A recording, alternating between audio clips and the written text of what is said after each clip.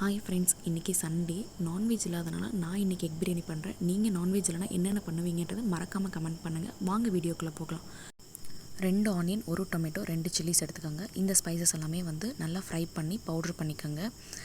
ஒரு பக்கம் எக்கை பாயில் பண்ணிக்கோங்க. பேனில் ஆயில், 2 ஸ்பூன் நெய், பவுட்ரு பண்ண மசாலா, ஆனியன், சில்லிஸ் மட்டும் போட்டுக்கோங்க. இதில் 1 spoon salt, 2 spoon curd add பண்ணிக்கோங்க. 1 spoon ginger garlic paste add பண்ணிக்கோங்க. நல்லா ஃப்ரை பண்ணிக்கோங்க. ஃப்ரை பண்ணதுக்கப்புறம் பார்த்திங்கன்னா நம்ம ஒரு தக்காளி நல்லா பேஸ்ட்டாக போட்டுப்போம். அந்த பச்சை வாசனை போகிறதுக்காக நல்லா ஃப்ரை பண்ணிக்கோங்க. இப்போ மசாலா ஆட் பண்ணலாம். 1 ஸ்பூன் மஞ்சத்தூள், 2 ஸ்பூன் மிளகாத்தூள், 1 ஸ்பூன் கொத்தமல்லி தூள், 1 ஸ்பூன் கரம் மசாலா நல்லா ஃப்ரை பண்ணிக்கோங்க.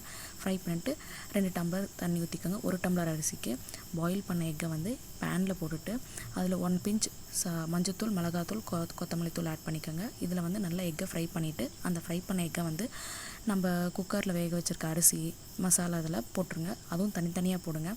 எல்லாம் விட்டா வச்சுருந்தா உடஞ்சி போயிடும். அதனால் தனித்தனியாக போட்டுக்கோங்க. இந்த மாதிரி அதில் கொத்தமல்லி ஆட் பண்ணிக்கோங்க. கொத்தமல்லி ஆட் பண்ணிவிட்டு குக்கரில் ஒரே ஒரு விசில் விட்டால் போதும். நல்ல டேஸ்டியான எக் பிரியாணி ரெடி. நீங்களும் செஞ்சு பார்த்து எப்படி இருந்துச்சுன்னு மறக்காமல் கமெண்ட் பண்ணுங்கள். பாய்.